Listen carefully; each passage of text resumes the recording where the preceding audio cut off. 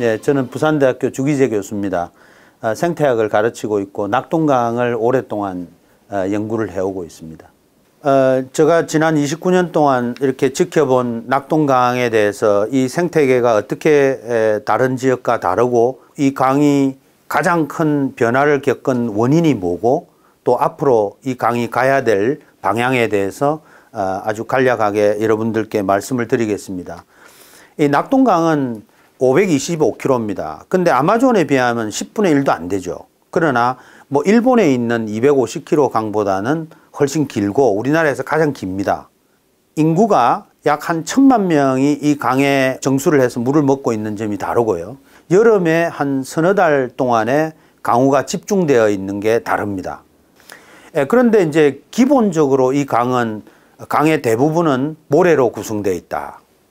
그래서 4대강을 하고 나서 모래를 다 제거해도 저렇게 모래가 늘어난 것을 알 수 있습니다. 그 말은 모래가 끊임없이 강으로 유입되고 있다 볼 수 있고, 이 강에서 지금 현재 가장 큰 문제점은 이런 다목적 댐이 임하댐, 안동댐, 합천댐이 있고 또 보가 8개가 이 근처에 이렇게 다 포진을 하고 있습니다. 4대강 사업으로. 그러다 보니까 520km 중에 300km가 정상이 아닌 호수화된 강, 뭐 강이라고 말할 수 없을 정도의 강, 그냥 호수라고 보시면 됩니다. 그리고 또 전 세계적으로 가장 독특한 점은 하구뚝을 가지고 있다. 사실 하구뚝을 만드는 강은 전 세계에 거의 없습니다. 우리만 유일하게 하구를 이렇게 막아 놓은 거거든요. 뭐 인체에 비유하면 항문을 막아놨다 이렇게 생각하시면 됩니다. 그런데 이제 영산강이나 한강 이런 거하고 또 달리 섬진강하고 다른 점은 광활한 그 삼각주가 발달돼 있고 섬이 끊임없이 만들어지고 있다. 또 그러다 보니까 생물 다양성이 높다 이렇게 이제 보실 수 있고요. 그런데 낙동강 하구는 사실상 주남, 우포와 굉장히 가깝게 20-30km밖에 되지 않기 때문에 우리 동양 최대의 철새 도래지라고 불렀던 낙동강 하구를 찾는 새는 주남, 우포는 같은 집이다 이렇게 보시면 됩니다. 자꾸 분리해서 보실 게 아니라요. 그리고 낙동강 하구는 여전히 생물 다양성이 대단히 높다. 왜냐하면 호주에서부터 날아오는 도요류라든지 또 몽고 중국에서 오는 고니류 또 기러기류 이런 것들이 여기서 월동을 하기 때문에 생물 다양성이 높고 또 중간 기착지로서 대단히 중요하다. 뭐 재두루미, 흑두루미, 고니 이런 것들이 굉장히 또 많이 찾고 겨울 철새가 상당히 중요하다 이렇게 보시면 좋겠습니다. 그리고 이제 하구의 특성상 개라든지 또 가마우지라든지 또 기수역에만 나오는 여러 가지 다양한 어류들이 하구를 뭐 숭어라든지 이렇게 이제 차지하고 있습니다. 그런데 이제 강에 아주 상류로 올라가게 되면 앞에 말씀드린 대로 모래가 중요한 강이기 때문에 이 모래를 기반으로 하는 낙동강에만 서식하는 흰수마자 같은 것이 있는데 이 영주댐을 만들면서 4대강 사업으로 서식처가 변하면서 삶의 터전을 잃어버렸죠. 근데 난강에 저희들이 조사를 해보면 10m, 5m 정도 간격으로 나오는 곳이 있고 안 나오는 곳이 있을 정도로 아주 좁은 범위의 서식처 요구를 확인할 수 있습니다. 무엇이 달라졌는가 하면 강은 지금 배후섭지가 거의 없어졌습니다. 농경지로 바뀌었고 함안군과 창녕군은 심지어는 공장으로 섭지가 바뀌었고요. 그 섭지가 있었으면 스폰지처럼 물을 스며들게 할 수 있는 곳이거든요. 그리고 강 전체가 제방으로 쌓여서 보호되고 있는 직강화가 됐고 또 댐이 다목적 댐이 안동, 임하, 합천, 난강 버티고 있고 또 4대강 사업으로 준설이 이루어졌고 보가 8개 들어왔고 그래서 이 강이라고 내놓을 만한 입장에 있는 것은 지류, 지천 중에 일부밖에 없습니다. 대부분은 정상적인 강이 아니다. 그래서 1918년도부터 뭐가 달라졌는지 보시면 굉장히 많은 난강하고 낙동강이 함유되는데 저 조그만 점들 하나하나가 강이 범람하면 물을 담아냈던 물그릇이거든요. 저런 것들이 약 70년 정도 지나면서 없어지고 지금은 또 더 없어지고 남아있는 것이 우리 국민들이 아는 우포, 주남, 화포 이 세 군데밖에 없습니다. 다 없어졌습니다. 그러니까 작년, 재작년에 강에 본류가 홍수가 나면 터지는 것이 제방이 얕은 곳은 그 많은 물을 감당을 못하기 때문에 터지기 때문에 홍수터가 없다. 홍수터가 없으니까 다양성이 결국은 줄어들고 이게 이제 그 과거에 수능 문제에 출제됐던 거거든요. 그런데 이렇게 난강하고 낙동강이 함유되는 지점이 이렇게 단순화된 게 원인이 뭐냐, 뭐 농경지로 전환됐느냐 이런 게 수능 문제였는데 그만큼 많은 변화가 와 있다. 이렇게 보시면 되겠고 4대강 뭐 잘 아시는 것처럼 평균 수심이 2m가 8m가 되고 강폭은 100에서 한 500m까지 늘어났죠. 그래서 강폭이 이렇게 이제 늘어나게 되고 단순화되면 다양한 아기자기한 서식처가 없어지게 되면 뭐 아주 단순화해지는 거죠. 우리가 단순함이 위험한 것은 뭐냐 하면 생태계가 변화가 왔을 때 뭐 이렇게 떼워줄 수 있는 또 부족한 걸 메워줄 수 있는 종이 사라지기 때문에 단순함이 위험한 것입니다. 그런데 서식처가 얼마나 매끄럽게 이렇게 단순화되었습니까? 심지어는 4대강 할 때 펀 모래를 이렇게 습지를 메우는 데까지 쓸 정도로 무지한 일을 우리는 해왔거든요. 굉장히 비난받아야 될 일들을 많이 했습니다.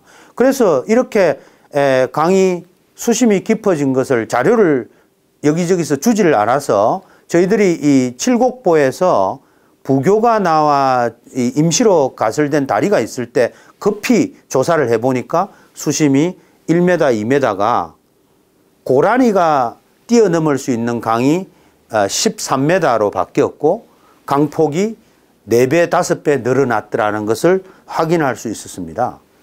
근데 이게 이제 구미 전자단지 인근인데요. 여기 이제 우가코도 있고 하지만 모래가 다 없어진 게 보이죠. 굉장히 강은 단순화되었다. 또 과거에 이런 모습의 강은 우리가 이제 흔히 또랑처럼 무릎까지 가는 장화로 건널 수 있었거든요. 그런데 그게 이렇게 바뀌었습니다. 그냥 거대한 호수가 돼버린 거죠.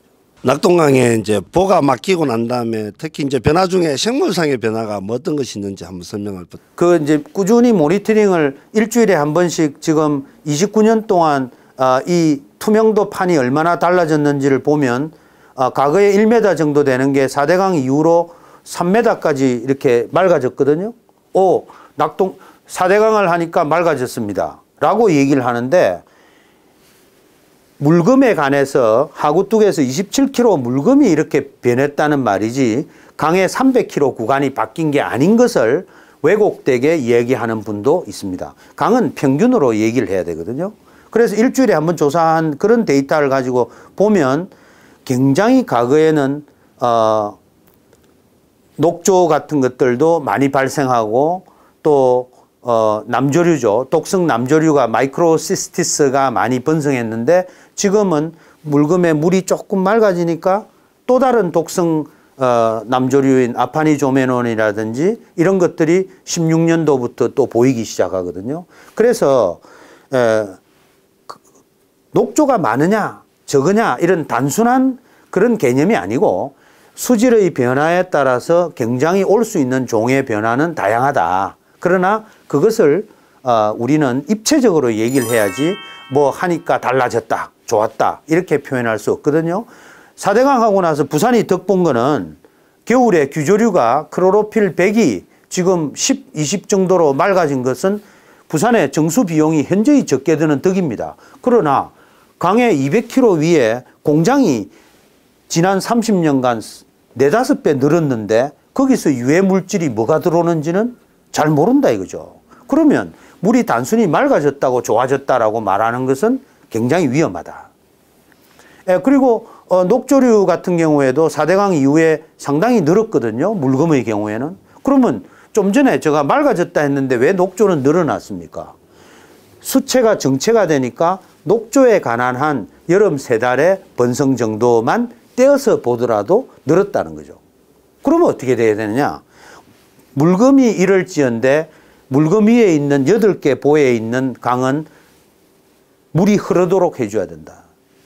네, 그럼 교수님 지금 우리가 낙동강에는 8개 보하고 하구뚝으로 막혀 있잖아요. 네네네. 그럼 옛날보다도 강의 역할을 못 하고 있는데 지금 보면 멸종위기종이라든지 보호종이 많이 얘기를 하고 있잖아요. 네네. 그러면 낙동강은 어떤 변화가 있나요? 4대강 사업을 통해서 멸종위기종에 대한 관심이 늘어나고 있고 또 보호종은 우리가 어떻게 대접했는가를 많이 뭐 두루미, 흰수마자, 삭, 수달 이런 데 대해서 관심을 많이 갖고 있습니다. 그런데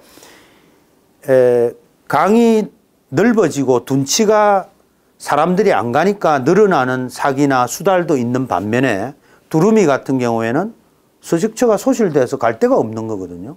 또 흰수마자 같은 경우에는 모래를 원하는데 자갈이 와버렸거든요.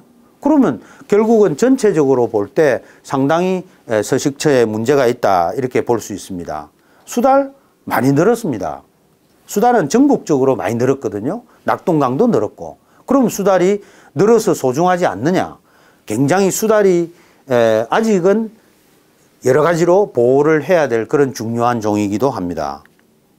영산강하고 낙동강에 수달이 싸놓은 그 분변, 똥을 조사를 아주 규칙적으로 해보면 영산강이 훨씬 수달이 많습니다. 그러나 낙동강도 이미 상당히 수달은 복원되어서 상태가 좋다.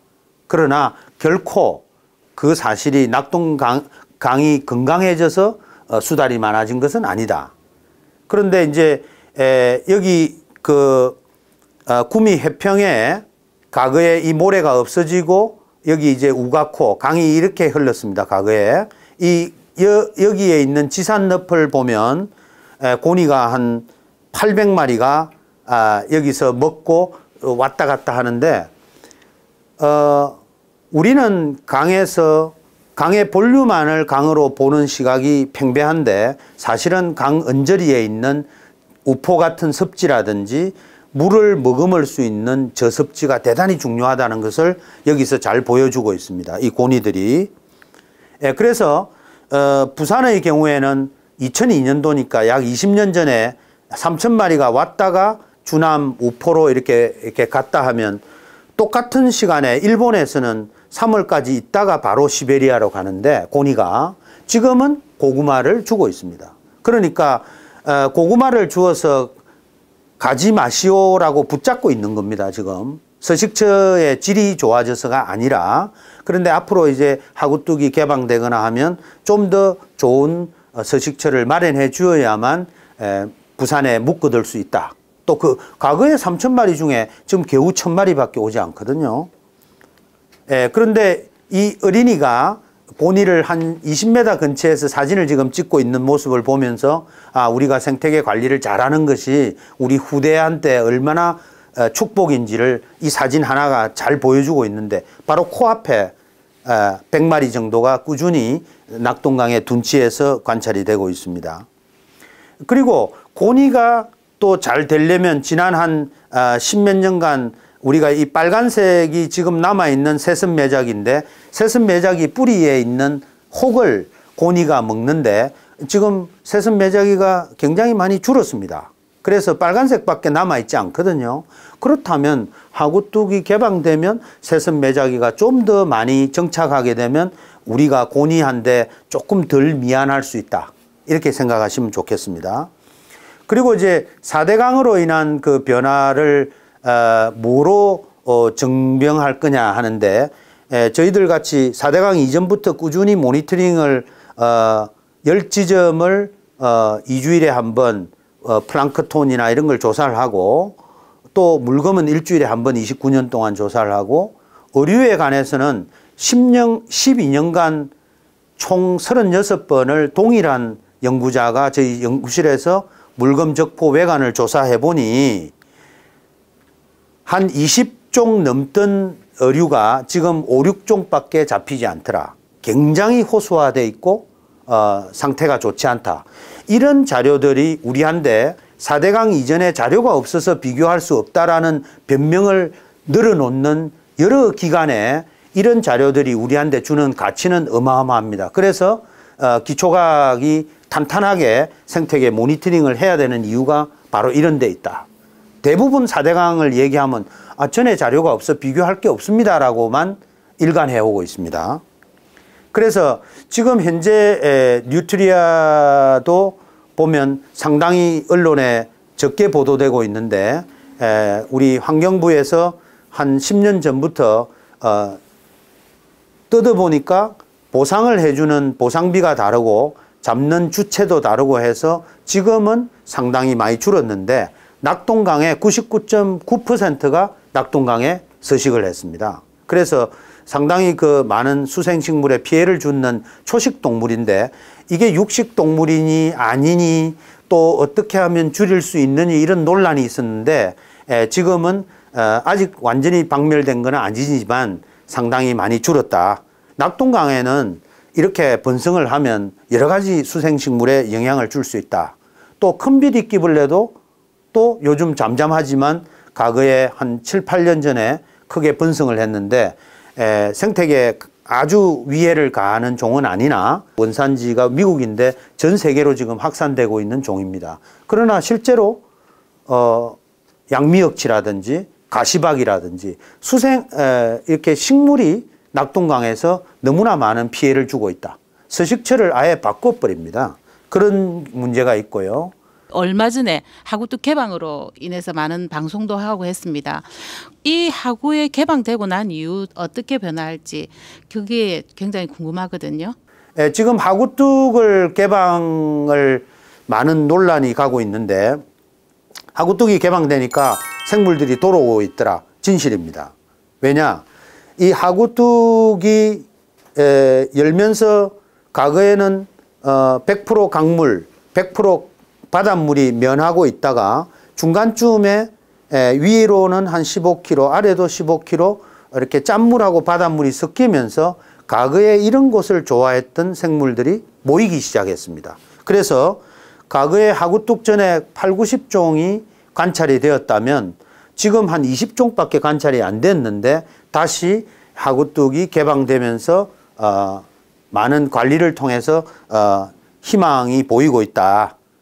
그런데 이제 기수생태계보건협의회하고 저희 연구실이 지금 한 45번을 하구뚝 위에서 조사를 해보니 이제 개방이 되면 뭐가 달라질 건가 기준점을 설정하려고 해보니까 이 빨간색이 모두 강준치입니다. 그래서 지금은 우리 시민들이 알고 있는 베스 블루길이 1등이 아니라 강준치가 전체를 장악하고 있다. 그럼 강준치는 어디서 왔느냐? 금강 같은 우리나라 다른 강에서 낙동강에 와서 그냥 왕초 노릇을 하고 있다. 그래서 생태계의 변화는 10년 혹은 5년 단위로 크게 변화하고 있는데 너무나 우리는 고정관념으로 생태계를 보고 있지 않느냐 그렇게 볼 수 있고 특히 하구뚝 개방을 통해서 이 연어가 재작년에 굉장히 수천 마리가 돌아왔고 또 장어가 꾸준히 잡히고 있고 앞으로 개방이 되면 제첩도 머지않아 낙동강에서 관찰할 수 있다. 또 이 실뱀장어를 불법으로 잡아서 또 키워서 우리가 먹고 있는 그 아주 소중한 자원이죠. 그런데 이제 어민들은 이 장어를 큰 장어 4마리 잡으면 하루 일당을 벌 수 있다고 하시거든요. 그렇다면 하구뚝을 개방하게 되면 어민의 삶의 터전도 복원될 수 있다. 이제 그 정도로 중요한 일들이 진행되고 있다 보실 수 있고 강도다리나 숭어, 정갱이 같은 바다와 강의 언저리에서 이렇게 움직이는 종들이 카메라에 수자원공사 카메라에서 많이 포착이 되고 있는 중입니다. 그런데 이렇게 연어가 어렵게 돌아오고 장어가 오더라도 밀양까지 가서 산란을 하는 것을 확인해 보면 산란합니다. 그러나 밀양에는 보로 상당히 많은 제약이 있기 때문에 이동하는 데 어려움이 있다. 그래서 우리가 산란을 성공한 것도 보고도 서식처를 좀 더 안전하게 만들어주고 또 이런 보더를 조금 의도를 깨어서 이동할 수 있도록 유도를 해줘야만 완결형으로 서식처를 만들 수 있고요. 지금 낙동강이 겪고 있는 문제는 흐름을 회복해야 됩니다. 또 이런 개방에 대한 장기 변화의 기준점을 마련해서 정말 달라졌네? 이렇게 봐야지 그냥 일회성으로 조사를 해서 이렇게 달라졌다가 아니거든요. 예를 들면 300km 위에 있는 예천 풍양교를 보면 4대강 초기에 저렇게 있던 것이 지금 수생식물이 이만큼 자라버렸거든요. 그러면 우리는 이런 식물을 또 어떻게 할 거냐 하는 문제들이 있습니다. 홍수가 나면 물길을 막을 정도로 번성이 또 돼버렸어요. 강이 야성미를 잃으면 이렇게 됩니다. 그래서 앞으로 우리가 만들어 놓은 둔치가 좀 더 이렇게 숨을 곳도 만들어주고 수위가 떨어지게 되고 흐르게 되면 과거에 문제됐던 수로도 복원을 해주고 또 우리가 양산입니다. 굉장히 많은 곳을 너무나 쉽게 쓰고 있는데 쓸 곳하고 보호해야 될 곳을 구분해야 됩니다. 이용 공간을 한 군데 모으고 생태계를 내어주는 전략을 가져가야지 쓰자는 것도 아니고 쓰지 말자는 것도 아니고 자전거만 달리고 있는 그런 하천은 아무한테도 도움이 안 된다. 또 여기 보시면 대부분이 이런 공간이 100만 평이라 하면 이용 공간을 띄엄띄엄해서 수달도 못 오게 하는 이런 서식처를 만들고 있거든요. 그래서 가능하면 지금부터 환경부로 일원화된 이런 시스템에서는 상당히 앞으로 희망이 있다. 그러나 적은 돈으로 가장 효과를 낼 수 있는 방식을 찾아야 되고 여기 보면 삼락 둔치가 100만 평 이상 되는데 아침에 제가 고라니를 만났습니다. 고라니가 이 시민들이 노는 데까지 와 있거든요. 그런데 고라니한테 한번 물어봐야 됩니다. 나는 어디를 가야 되느냐 이거죠. 이런 답을 하면서 우리가 필요한 공간 이런 걸 조화롭게 해야 되는데 이런 4대강 사업 이후로 어떤 변형된 왜곡된 잘못된 생각들이 교량을 이렇게 조감도를 만들면 맹꽁이 서식처에 사람이 노는 걸로 만들어내거든요. 이게 전형적인 4대강의 흐름에 온 우리의 무식함을 적나라하게 보여주는 겁니다. 그리고 또 영향평가를 거짓말로 해서 결국은 다리도 문제가 있고 서식처도 문제가 있는 이런 어중쩡한 상태로 결론을 내리지 못하고 있는 겁니다. 그래서 우리는 이렇게 삼락에 수로가 있으면 가그도 돛담배도 만들고 생태계도 소개하고 또 우리 후세들한테 어떤 강을 보는 시각을 교육하고 하는 지혜가 지금 필요합니다. 또 이런 노력이 여러 가지 다각적으로 인문학적인 요소 또 삶의 터전 장어가 돌아오고 또 연어가 돌아오고 생태 관광이 이루어지고 나는 여기가 고향이다. 그런 느낌을 받을 수 있는 앞 세대들이 잘못한 일을 반성해야만 강이 제대로 갈 수 있다. 이렇게 볼 수 있습니다. 감사합니다.